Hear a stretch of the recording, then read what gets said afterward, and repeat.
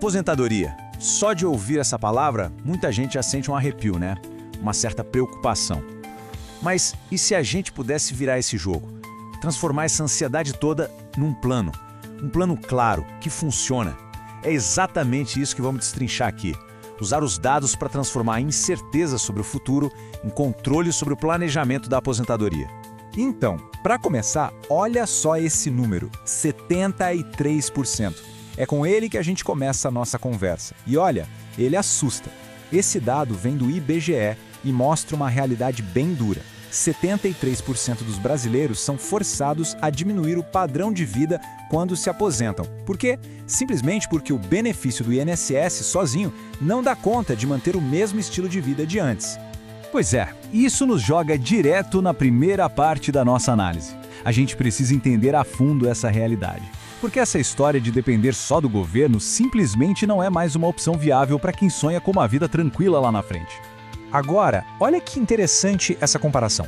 Um levantamento do HSB mostrou que 46% dos brasileiros dizem que dependem da aposentadoria do governo. A gente olha para o lado e vê a França com 83% e pode até pensar, nem é tanto assim. Mas calma aí, 46% ainda é quase metade da população brasileira. É muita gente contando com um sistema que, como a gente vai ver, está no limite. Então, a grande pergunta é: por que o sistema público não está dando conta de garantir o padrão de vida das pessoas? Para responder isso, a gente precisa olhar para dentro da máquina, entender a engrenagem que faz os benefícios diminuírem. E a peça-chave desse quebra-cabeça tem um nome: fator previdenciário. O que é isso, afinal? Pensa nele como uma fórmula matemática que o INSS usa para calcular a aposentadoria. E essa fórmula leva em conta 3 coisas: a idade da pessoa, quanto tempo ela contribuiu e, aqui está o pulo do goto, a expectativa de vida de toda a população. E a consequência disso é direta, tá bem claro aqui. A lógica é simples, o brasileiro está vivendo mais, certo? A expectativa de vida que o IBGE calcula só aumenta. Cada vez que isso acontece, o fator previdenciário muda. E qual o resultado? O valor do benefício cai. Na prática, o que isso significa é que se aposentar mais cedo fica cada vez pior para o bolso, mesmo que a pessoa já tenha cumprido todo o tempo de contribuição. Olha, vendo tudo isso, a primeira reação é de ficar preocupado, né?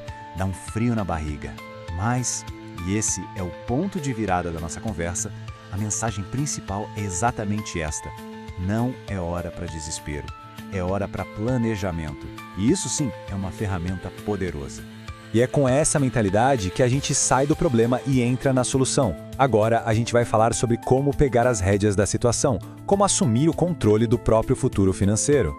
O objetivo, então, fica super claro. Se não dá mais para contar só com o sistema público, qual é a meta? É construir uma fonte de renda própria, privada. Uma fonte que garanta aquele padrão de vida que se quer ter na aposentadoria, sem depender de mais ninguém. Beleza, parece bom no papel, mas e na prática? Como se faz isso? Bom, é hora do plano de ação. Vamos ver agora 4 passos bem claros, bem diretos, para construir essa estrada rumo à independência financeira. Os passos são esses 4 aqui. Primeiro, planejar, ou seja, saber exatamente onde se quer chegar. Segundo passo, investir, que é fazer o dinheiro trabalhar para a gente. Terceiro, poupar sempre. Esse aqui talvez seja o mais difícil, porque exige disciplina, criar o hábito, sabe? E por último, rever as finanças de tempos em tempos, para ver se o plano está nos trilhos. Todos são importantes, claro. Mas agora a gente vai dar um zoom no passo mais estratégico, aquele que faz o patrimônio crescer, o investimento.